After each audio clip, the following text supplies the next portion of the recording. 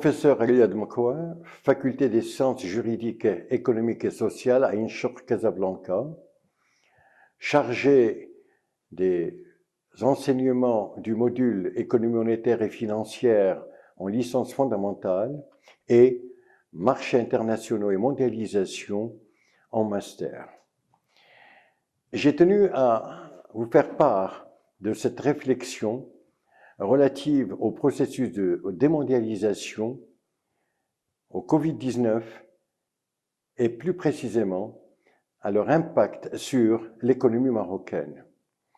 Pour ce faire, je traiterai dans un premier point de façon relativement succincte quelques aspects de la mondialisation, aborderai par la suite la démondialisation et, dans un dernier temps, préciserai quelques pistes de réflexion à propos de l'économie marocaine suite à ces deux événements, à savoir démondialisation et Covid-19.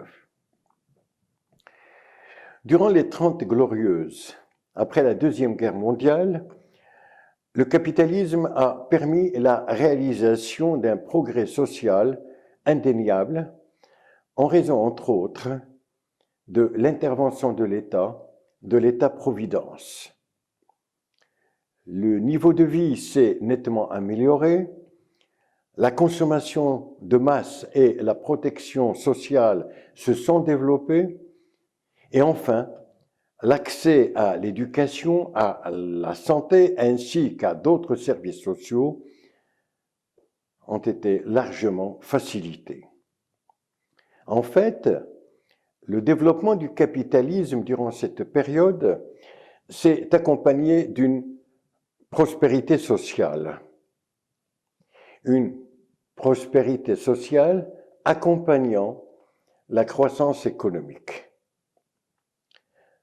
Ce processus a enregistré un relatif essoufflement dès les années 70, en ce sens qu'on a enregistré un ralentissement des taux de croissance accompagné de tensions inflationnistes et de chômage.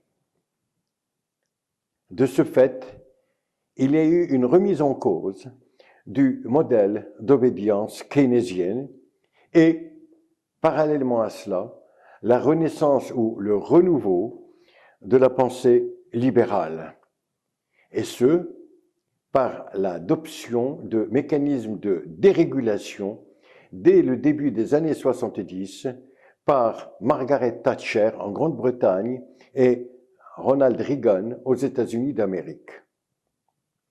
Ce processus initié en Grande-Bretagne et aux États-Unis d'Amérique s'est par la suite étendu au Japon, en Europe et en Chine. Le marché récupère alors le pouvoir tant sur le plan national qu'international. Une nouvelle vague de mondialisation, nouvelle parce qu'il s'agit de la quatrième en fait, s'est mise en marche. Une mondialisation caractérisée essentiellement par un changement radical au niveau des échanges internationaux. Le monde devient un village global où les nouvelles technologies jouent un rôle prépondérant, engendrant alors une réduction et du temps et de l'espace. Les États-Unis d'Amérique et la Chine en sont les principaux moteurs et les principaux acteurs. Ils appliquent à outrance la dérégulation en faisant en sorte que les marchés deviennent mondiaux, et ce en multipliant les relations d'interdépendance grâce en particulier aux firmes multinationales dont le rôle devient de plus en plus déterminant dans la conduite des échanges internationaux. Les flux de biens, de services et de capitaux, en particulier, enregistrent alors une croissance considérable, dominée par la Chine, les États-Unis d'Amérique, le Japon et l'Europe, qui réalisent alors 75% des échanges mondiaux. Tout cela régie par les lois du marché. Ce processus est en outre caractérisé par des délocalisations partielles ou totales de différents outils de production. Mais il s'agit de délocalisations assez particulières, en ce sens qu'elles étaient accompagnées, en ce sens qu'elles se caractérisaient par une fragmentation des productions, ainsi que d'une globalisation financière. Cela a permis la réalisation de profits substantiels grâce à l'organisation, la supervision et le contrôle des chaînes de valeur mondiales, sous la houlette d'un nouveau pouvoir, une nouvelle civilisation matérialisée par le numérique. La mondialisation a certes permis l'obtention de résultats économiques positifs, mais avec beaucoup de défaillances au niveau social. Elle a accru les inégalités entre les plus riches et les plus pauvres. Elle a généré plus d'injustice sociale. Elle a priorisé le matériel et éludé l'immatériel. Elle a effacé les aspects identitaires des nations. Elle a préconisé le multilatéralisme et provoqué sa crise. Un processus de démondialisation s'est alors mis en marche, accompagné d'une remise en cause du néolibéralisme et engendrant le début de la fin de la mondialisation telle que conçue dès les années 70-80. Une remise en cause ayant pour objet de replacer l'homme au centre des politiques économiques, de recentrer l'économie sur l'homme et ses besoins, de socialiser le travail et de restructurer les différents appareils productifs. Et cela dans le cadre d'une nouvelle configuration des relations économiques internationales que d'aucuns qualifient de démondialisation et d'autres de repli du libéralisme. En fait, l'heure d'une révision des stratégies économiques nationales a sonné et l'appel à l'adoption d'autres impératifs économiques et sociaux s'est fait de plus en plus pressant, eu égard la mise à nu des défaillances du modèle néolibéral lors de la crise du Covid-19. La mise en œuvre de ce processus a coïncidé en fait avec l'exacerbation du conflit sino-américain à propos du leadership au niveau mondial, et plus précisément en 2013 avec la rupture du pacte sino-américain, un pacte relatif au financement chinois du déficit américain. Jusqu'en 2013, les deux pays, et donc les États-Unis d'Amérique et la Chine, s'y retrouvaient. La Chine pouvait produire de plus en plus, et pour les États-Unis et pour le reste du monde, et devenir ainsi l'usine du monde, et les Américains, ainsi que les Européens, pouvaient consommer de plus en plus de produits à bas prix. À partir de 2014, revirement américain en matière de financement du déficit. Les États-Unis d'Amérique se tournent alors vers l'Europe pour l'achat de la dette américaine sans aucune prétention de leadership de la part de l'Europe. Cela correspondait en plus à une reconversion de l'économie chinoise caractérisée par la recherche d'une croissance inclusive et l'option pour la production de biens à forte composante technologique en lieu et place de produits à faible valeur ajoutée, ainsi que pour la production de services à forte valeurs technologiques.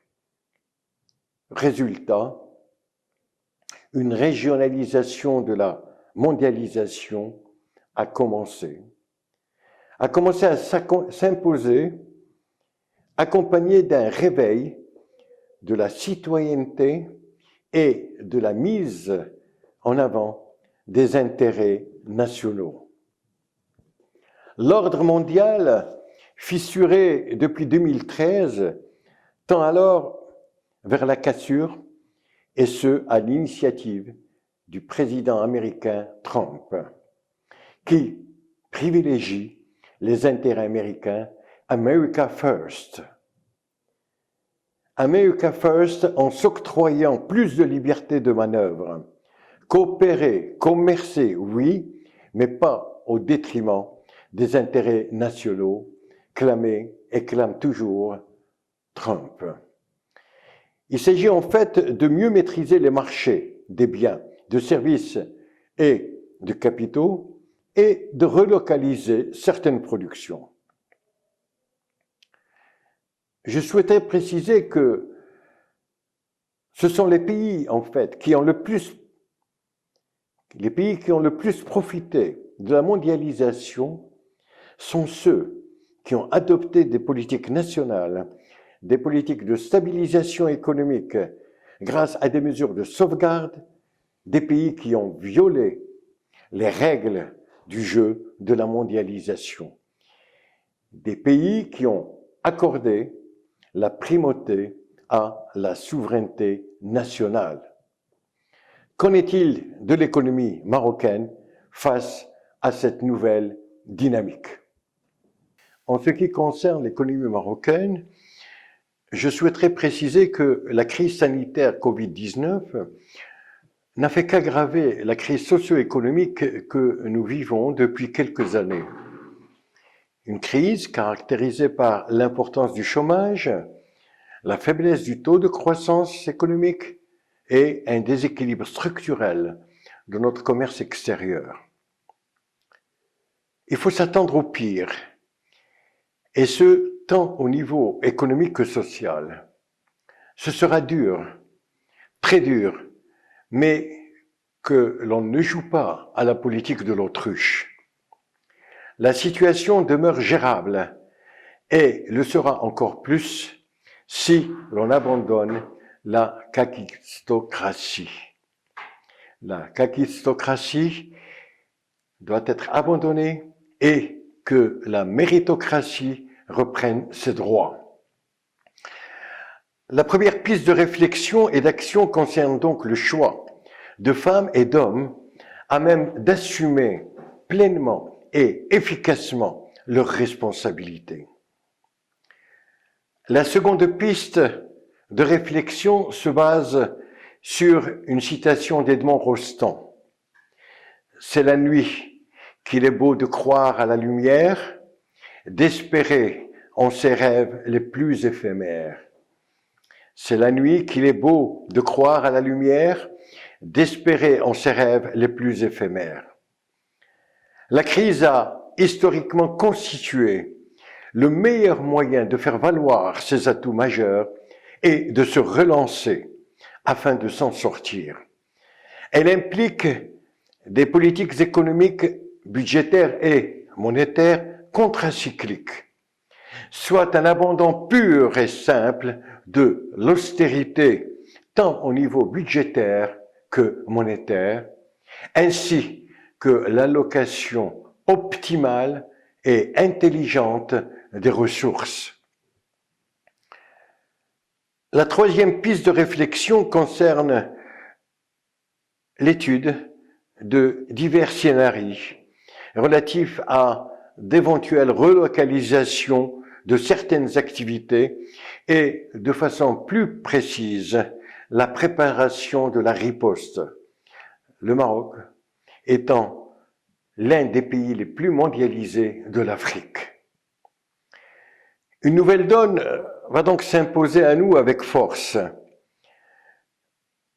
Les États-Unis et l'Europe vont se replier sur eux-mêmes et défendre en priorité leurs intérêts nationaux. Une nouvelle cartographie de la mondialisation se doit d'être prise en compte. Elle ne peut être que régionale, que plus harmonieuse, car devant tenir compte des intérêts nationaux, de l'impératif besoin de corriger les méfaits des politiques néolibérales, surtout dans le domaine social. On continuera bien entendu à commercer, à coopérer avec l'extérieur, mais en préservant, en sauvegardant nos intérêts nationaux. À quelque chose, malheur est bon. Que le Covid-19 soit le tremplin pour un nouveau Maroc et sur la base d'une nouvelle vision du modèle de développement économique et social. Comme le précise Tahar Ben Jelloun, cette transformation devrait être le fait de femmes et d'hommes citoyens, responsables et solidaires. Et j'ajouterai, des femmes et des hommes citoyens, responsables et solidaires, clamant la nécessaire souveraineté nationale sur la base d'une restructuration sectorielle de notre économie. La quatrième piste concerne la souveraineté nationale et je souhaiterais préciser que la souveraineté nationale est conditionnée par une relative indépendance alimentaire. Cela supposerait la construction d'autoroutes de l'eau, projets gigantesques de dessalement de l'eau de mer, certes très coûteux.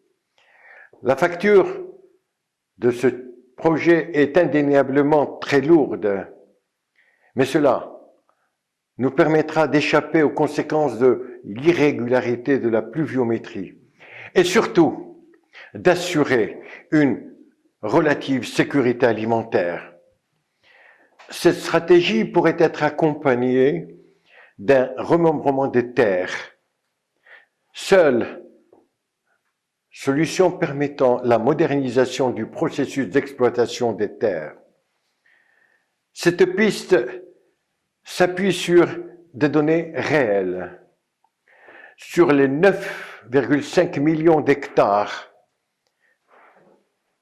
cultivés, seuls 1,5 million d'hectares sont irrigués.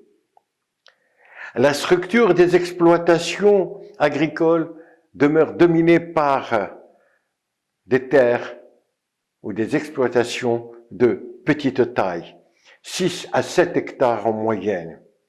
Cela ne permet pas une mécanisation efficiente ni l'utilisation de fertilisants.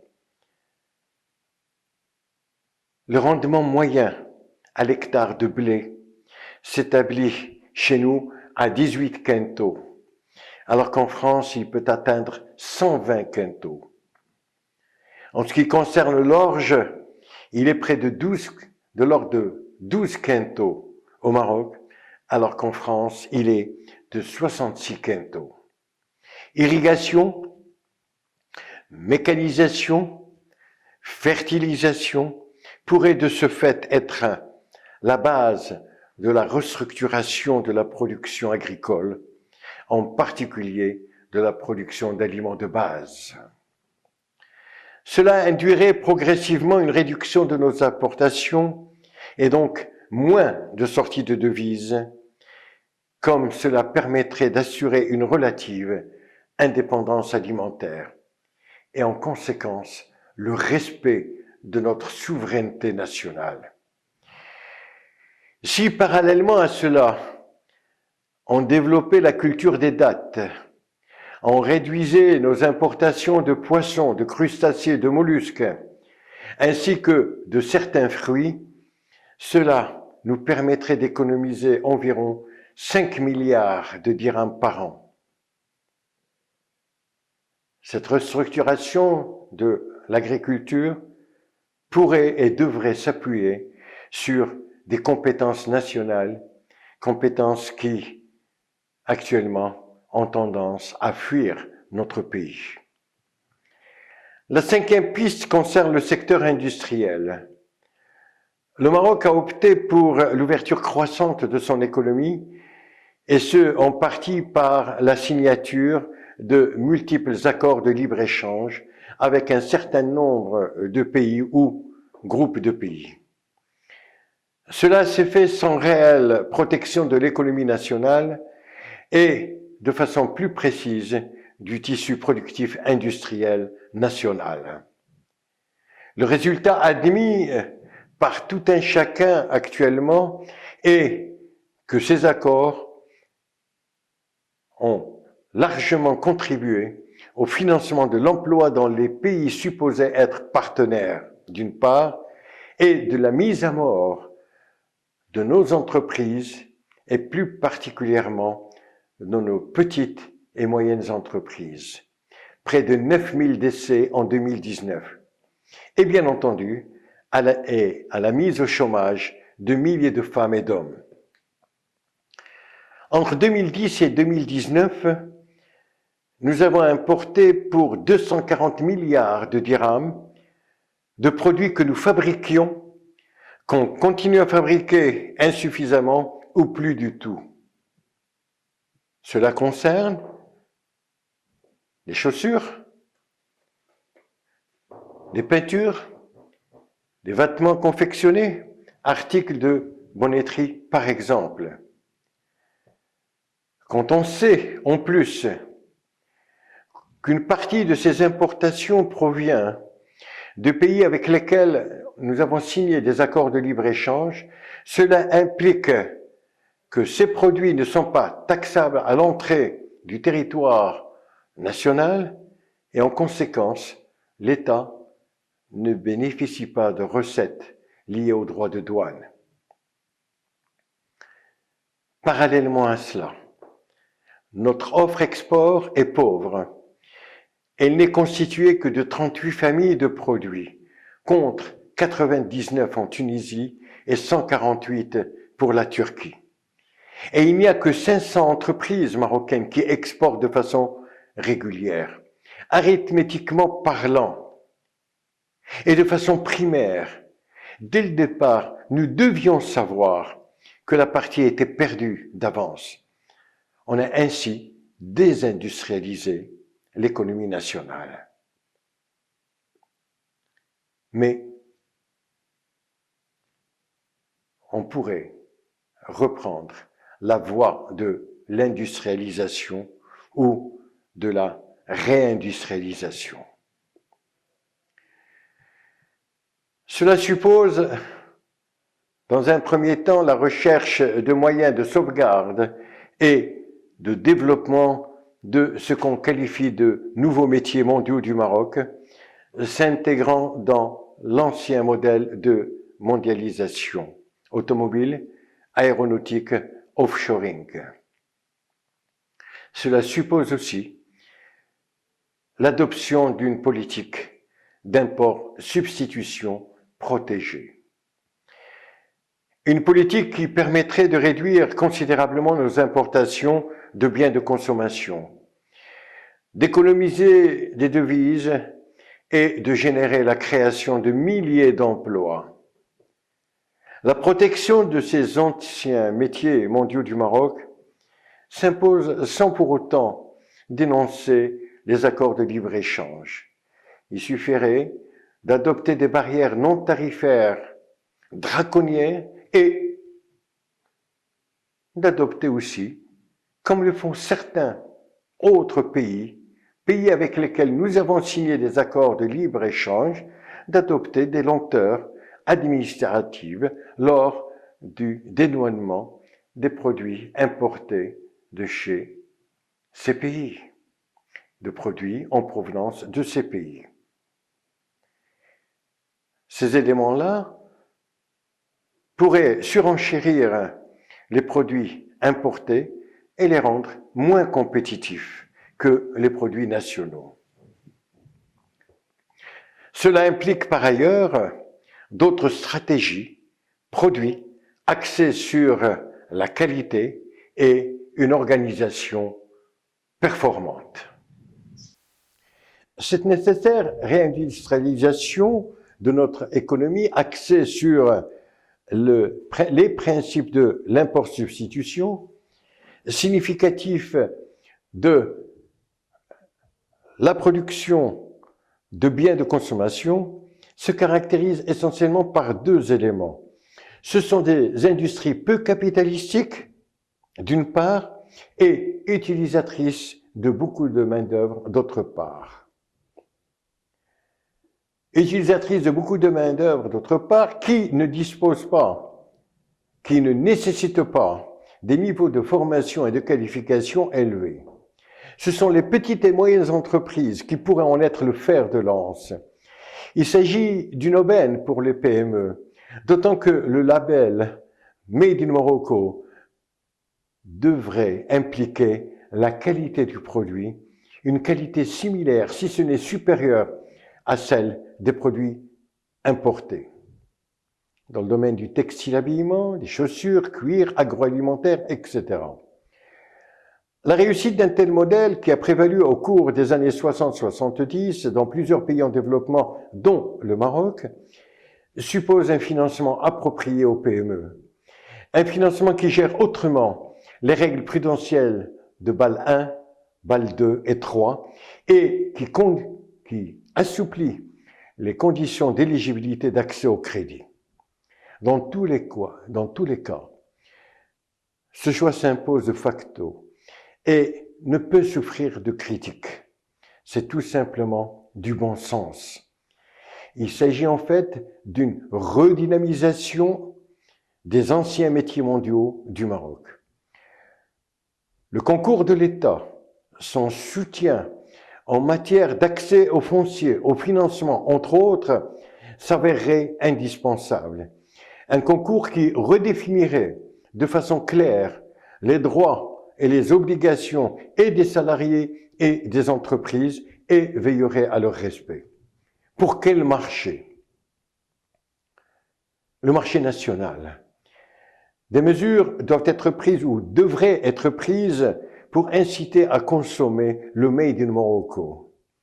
La demande intérieure pourrait devenir l'un des moteurs de la croissance de ces activités industrielles et de la croissance économique de façon générale. Cette demande serait d'autant plus importante si la qualité des produits offerts par des entreprises nationales à des nationaux s'améliorer. En ce qui concerne le marché extérieur, l'Afrique subsaharienne et plus particulièrement l'Afrique de l'Ouest, la zone CFA, en raison entre autres de la stabilité de cette monnaie du fait de son rattachement pour l'instant à l'euro, pourrait constituer des débouchés extrêmement importants pour ces produits. Citant à titre d'exemple que le textile habillement d'origine marocaine ne représente qu'une infime partie des importations de l'ensemble des pays de l'Afrique subsaharienne, près de 2%, et qu'il en est de même pour les produits agroalimentaires. Jusqu'à présent, seul le secteur bancaire, l'industrie pharmaceutique, le bâtiment de travaux publics, l'énergie ont pu se développer en Afrique. En d'autres termes, ce sont les grandes entreprises qui ont pu acquérir des parts de marché, au demeurant relativement faibles, eu égard à l'importance du potentiel africain. Les petites et moyennes entreprises n'y sont pratiquement pas présentes. La dynamisation des anciens métiers mondiaux du Maroc, axés sur des PME performantes, bénéficiant d'un accompagnement efficace, permettrait d'acquérir des parts de marché importantes grâce en partie à l'établissement de partenariats avec des entreprises locales. Cette dynamique pourrait enfin bénéficier d'un atout majeur lié à la présence en Afrique subsaharienne des principales banques marocaines. Celles-ci pourraient constituer un levier très important pour la croissance de nos échanges avec l'Afrique subsaharienne. Le Maghreb, en particulier l'Algérie, constituerait la seconde cible pour ces produits. L'Europe du Sud, en particulier l'Espagne et la France, et dans une moindre mesure l'Italie, la Belgique et les Pays-Bas, pourraient constituer un marché extrêmement important pour ces produits, d'autant qu'actuellement on va assister à la recherche de relations commerciales en flux tendu, comme on va assister à la recherche de circuits courts d'approvisionnement. La position géostratégique du Maroc jouerait alors un rôle extrêmement important suite aux nouvelles stratégies européennes qui chercheraient des sources d'approvisionnement proches et des sources de distribution courtes dans le cadre de stratégies commerciales en flux tendu. C'est une chance pour le Maroc. Le Maroc pourrait constituer l'une des bases arrières et peut-être la base arrière pour certains pays de l'Union européenne, des pays qui vont chercher à privilégier leurs intérêts nationaux, et la protection de leurs intérêts nationaux supposerait peut-être de revenir ou de renforcer les relations économiques avec notre pays. La Grande-Bretagne pourrait aussi constituer un marché suite au Brexit. Un marché qui pourrait présenter un certain nombre d'opportunités pour les entreprises marocaines, tout simplement parce que il y a bien entendu la proximité, mais il y a aussi la nature des relations que nous entretenons et que nous essayons d'entretenir depuis quelque temps avec la Grande-Bretagne suite à l'annonce de son retrait de l'Union européenne. Le Maroc pourrait enfin constituer un pont entre l'Europe et l'Afrique, voire entre la Chine et l'Afrique. Un hub commercial, mais aussi un hub industriel. Et cela grâce à une véritable diplomatie économique.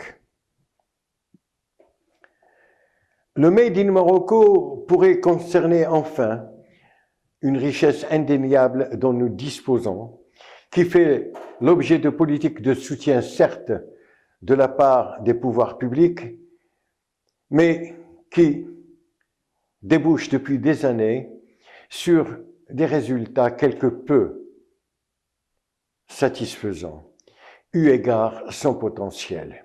Il s'agit de l'artisanat. Une nouvelle vision moderniste, pragmatique, axée sur des politiques promotionnelles efficaces et sur l'accompagnement de l'artisan en matière de formation, d'accès aux nouvelles techniques de production, techniques qui ne vont aucunement dénaturer le produit, qui vont préserver son âme, qui vont préserver son identité, de nouvelles politiques de financement adéquats permettraient certainement, et c'est une conviction profonde, la renaissance des activités artisanales. Celle-ci est d'autant plus réalisable si une véritable stratégie de valorisation des produits artisanaux sur le marché national était adoptée. Je souhaiterais conclure en précisant que cette nécessaire restructuration, cette nécessaire révision de certaines politiques économiques menées depuis quelques années devrait être appuyée par l'État, tant au niveau de sa politique budgétaire, une politique budgétaire volontariste, une politique budgétaire expansionniste, qu'au niveau de sa politique monétaire, dont il devrait reprendre les rênes est l'accès sur l'objectif croissance.